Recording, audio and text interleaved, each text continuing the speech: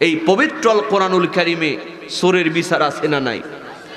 আল্লাহ রাব্বুল আলামিন বলেন, ওয়াস-সারিকু ওয়াস-সারিকাতু ফাকতাউ আইদিয়াহুমা, চোর এবং চোরনি যদি চুরি করে তাদের হাত তোমরা কেটে দাও। জোরে কোন আইনটা কার?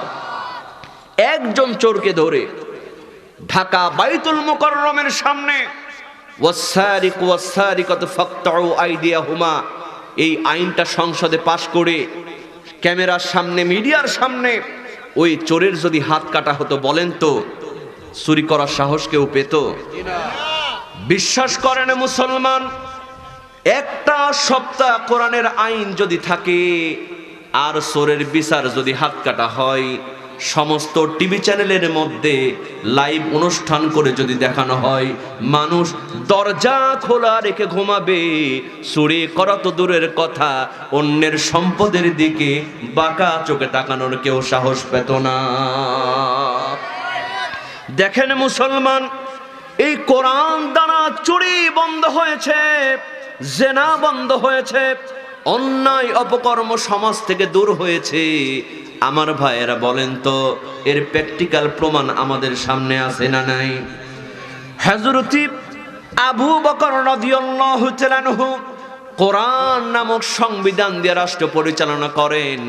আমার ভাইয়েরা দেখেন কোরআন দিয়ে কেমনে চুরি বন্ধ হয়। একদিন গভীর রজনীতে হযরত আবু বকর রাদিয়াল্লাহু তাআলা আনহু একটা বাতি জ্বালায়া রাষ্ট্রের কাজ করতেছেন, লেখালেখির কাজ করতেছেন। এমন সময় হযরতে আলী রাদিয়াল্লাহু তাআলা আনহু আসলেন, এসে বললেন, আবু বকর, তোমার সঙ্গে আমার একটু কথা আছে। হযরত আবু বকর রাদিয়াল্লাহু তাআলা আনহু একবার জ্বলন্ত বাতির দিকে তাকালেন আর একবার হযরত আলীর মুখের দিকে তাকালেন। এরপরে বললেন, আলী, যেই কথা তুমি বলতে চাও ওই কথা তোমার ব্যক্তিগত কথা না রাষ্ট্রীয় কথা? হযরত আলী বললেন, আবু বকর, এই কথা একান্তই আমার ব্যক্তিগত কথা। যেমন বলেছেন ব্যক্তিগত কথা, হযরতে আবু বকর রাদিয়াল্লাহু তাআলা আনহু একটা ফু দিয়া সঙ্গে সঙ্গে বাতিটা নিভায়া দিলেন। হযরতে আলী মন খারাপ করলেন, আমি কথা বলতে আসলাম আর আবু বকর তুমি বাতিটা নিভায়া দিলা। ও মুসলমান, গভীর মনোযোগ। দেখেন কোরআন যদি সংসদে পাশ হয়ে যায় কেমন করে চুরি বন্ধ হয়।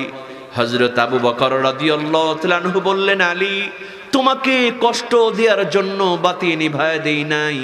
ওগো আলী, তোমাকে অপমান করার জন্য বাতি নিভায়া দেই নাই।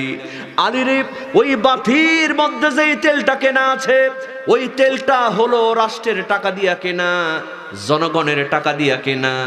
রাষ্ট্রের টাকার তেল দিয়া আমি বাতি জ্বালায় রাষ্ট্রের কাজ করতেছিলাম। ওগো আলী, এই জনগণের টাকার তেল দিয়া তোমার সঙ্গে ব্যক্তিগত আলোচনা যদি করি, কাল কিয়ামতের ময়দানে আমাকে আল্লাহর কাঠগড়ায় চোরের কাতারে দাঁড়াতে হবে।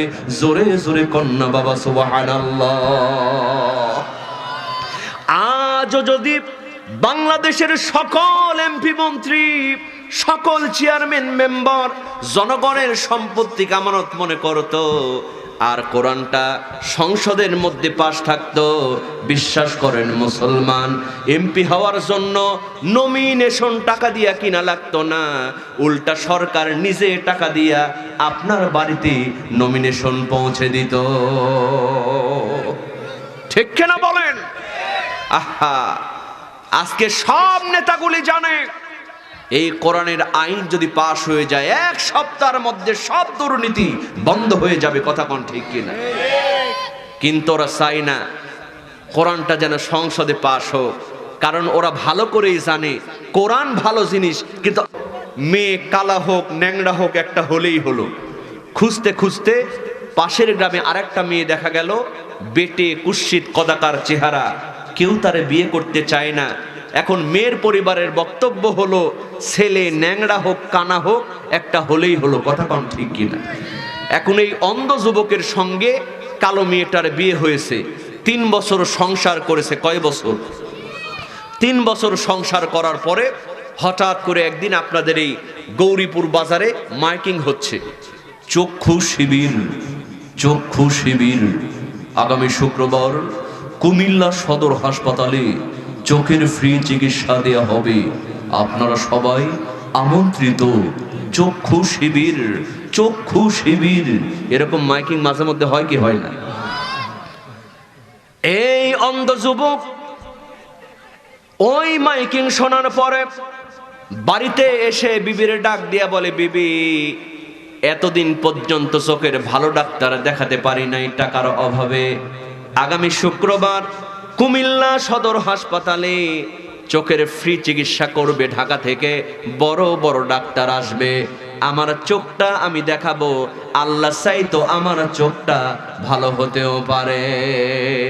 আমার ভাইয়েরা বলেন তো, এই কথা যখন বউকে বলেছে, ওর কালো বউ খুশি না বেজার?